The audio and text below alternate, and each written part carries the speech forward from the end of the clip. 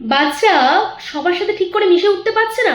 2 বছর হয়ে গেল, বাচ্চা এখনো কথা বলতে পারেনি, বা বাচ্চাটা আই কন্ট্যাক্ট করে না, তার মানে নিশ্চয়ই এর অটিজম আছে। অথবা উফ, এই বাচ্চাটা বড্ড চঞ্চল, বা একটা জায়গায় ঠিক করে বসে না, এত দুরন্ত, নিশ্চয়ই এই বাচ্চাটা hyper active. Please stop saying this kind of nonsense. কারণ আপনি কিছু সিনেমা দেখে বা কিছু জায়গায় অল্প একটু বিস্তর পড়াশোনা করে এই ধরনের কমেন্ট পাস করতে পারেন না। কেন পারেন না? কারণ কি আপনি কোনো মেডিকেল প্রফেশনের সাথে বিলং করেন না। তাহলে অটিজম ব্যাপারটা কি, অটিজমটা নিয়ে আজকে তাহলে কথা বলি। তো অটিজমের স্পেশালি কোনো রকমের কোনো ব্লাড টেস্ট হয় না যেটা দেখলেই বুঝে যাচ্ছে যে যেমন কোলেস্ট্রল বেড়ে গেছে বা থাইরয়েড বেড়ে গেছে, সেরকম ব্লাড টেস্ট কিছু হয় না। তবে হ্যাঁ, কিছু টেস্ট আছে যেগুলো কিন্তু অটিজম বুঝতে বা অটিজম বেবি কিনা সেটা বুঝতে সাহায্য করে।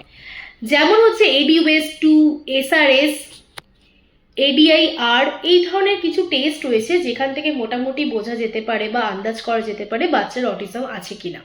তাহলে যদি চিন্তিত হন তাহলে এই ধরনের টেস্ট করে সঠিকভাবে পরামর্শ নিন। নমস্কার, আমি ডায়েটিশিয়ান শর্মিষ্ঠা রায় দত্ত। আমি অটিজম বেবিকে ট্রিট করি এবং হাইপার অ্যাক্টিভ বেবিদের ডায়েট প্ল্যান করে থাকি।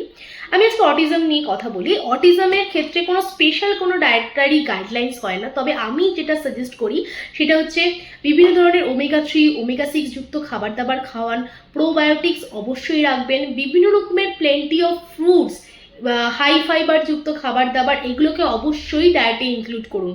শুধু তাই নয়, অনেকে প্রচুর পরিমাণে প্রসেসড ফুড খাওয়ান, প্যাকেটের ফুড খাওয়াচ্ছেন।